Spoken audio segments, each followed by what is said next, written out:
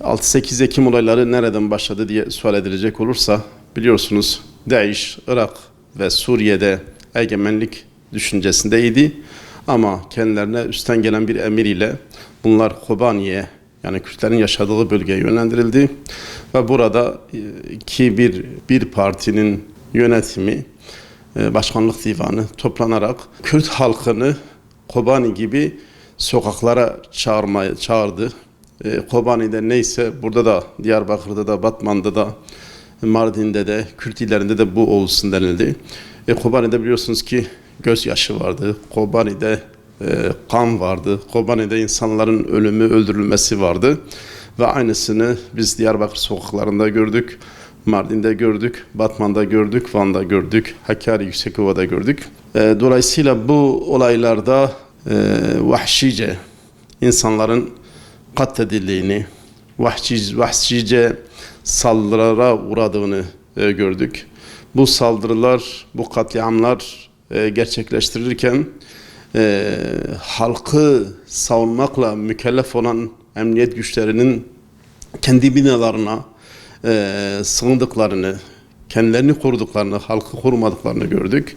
Bir oyun tertiplendi ve bu oyunda 52 vatandaşımız hayatını kaybetti. Yüzlerce insanımız yaralandı. Yüzlerce okul, cami, medrese, dernek, STK, tırnak içerisinde İslami düşünceye sahip olan insanlar, kurumlar hedef alındı. Kemalizm ile Kürtler İslam'dan uzaklaştırılmamıştı ama bizden görünen veçheyle, yüzüyle insanlarımız, Kürt halkımız biliyorsunuz ki İslam'a bağlıdır. İslam'a susamıştır. İslami kurumlar, camiler, medreseler, Kur'an kurslarına bağlıdırlar ve bu şekilde onları gözü önünde belki de kendini bilmez çapulcular eliyle bu katliamı, bu saldırıyı yaptılar. Yani doğrusunu söylemek gerekirse Hüdapar'a niye saldırıldı? Belki o soru sorulabilir. Hüdapar'a saldırılmasının sebebi Hüdapar çözüm süreci denilen bir süreç, çözümsüzlük süreci işletilmişti ve bölgedeki bütün kurumlar çözüme tabiri caizse teslim olmuşlardı. Bir direnen, halkın yanında olan, halkın menfaatlerini, maslahatini düşünen Hüdapar'dı. Son kale olarak Hüdapar görüldüğü için Hüdapar'ın 25 kurumuna saldırıldı. İl ve ilçeler olmak üzere. Onlarca kardeşimiz şehit edildi. Diyarbakır'da 6-7 tane kardeşimiz, işte Bingöl'de, Hakkari, Yüksekova'da sırf sakalından dolayı Müslüman kardeşimiz şehit edildi. Bu saldırılar Diyarbakır'da yoğunluktaydı. Demin de söyledim. Diyarbakır'da toplanan bir partinin almış olduğu karar ile haddini bilmez, ipsiz sapsız gençler sokaklara bir bayram gününde bayramı kara bayrama, Kurban Bayramı'nı kara bayrama çevirerek o şekilde o katliamı yaptılar. Yani bir tiyatroyu andıran bu gelişmeler olduğu zaman düşünün, bir tarafta bir karar alınacak, bu saldırı zemini oluşturulacak, bir partinin MKYK'sı, Merkezi Karar Yönetimi Kurulu insanları halka çağıracak, ipsiz sapsız gençler bu anlamda sokakları savaş meydanına çevirecek.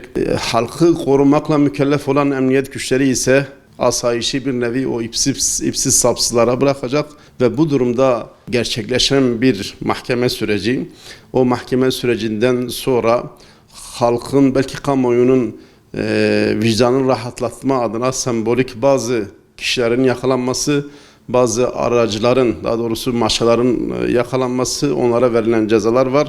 Ama bu olayda biraz önce de söyledik, 52 insanımız hayatını kaybetti. Yüzlerce insan yaralandı. Yüzlerce kuruma, okul, cami, Kur'an kursu, medrese, STK'lara saldırıldı. Onların failleri hala bulunmamış. Diğer katledilen vatandaşlarımızın failleri hala bulunmamış. Azmettiricilerden sembolik bazı isimler yargılanıyor. Bu anlamda şu çağrımız var. Eğer gerçekten de bu olaya kim olursa olsun, en üst makamdan en alt makama kadar, vatandaşa kadar eğer bu olayda bu cürmü işlemişse, bu kan onların üzerine sıçramışsa, bu vahşeti işlemişlerse elbette ki en üst seviyede cezalandırmaları gerektir diye düşünüyorum.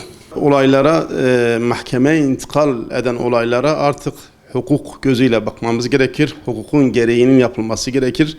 Demin de söyledim. Bu anlamda azmettirici olduğu söylenen birkaç kişi yargılanmış ama işin belki örgüt noktasında azmettiricileri var. Onlarla ilgili bir adım atılıp atılmadığını bilmiyorum.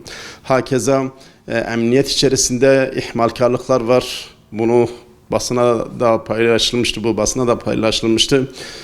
Duyarsız kalan polisler var, emniyet teşkilatı var. Bunlarla ilgili herhangi bir soruşturma açılıp açmadığını bilmiyoruz. En azından açılmadığını da diyebiliyoruz. Dolayısıyla bu anlamda halkın vicdanının teskin olması için, kamuoyunun rahatlanması için hem emniyet teşkilatı ile ilgili hem bu olayda azmettirici olduğu söylenen bütün insanlarla ilgili, kurumlarla ilgili gereğinin yapılması gerektiği düşüncesindeyiz.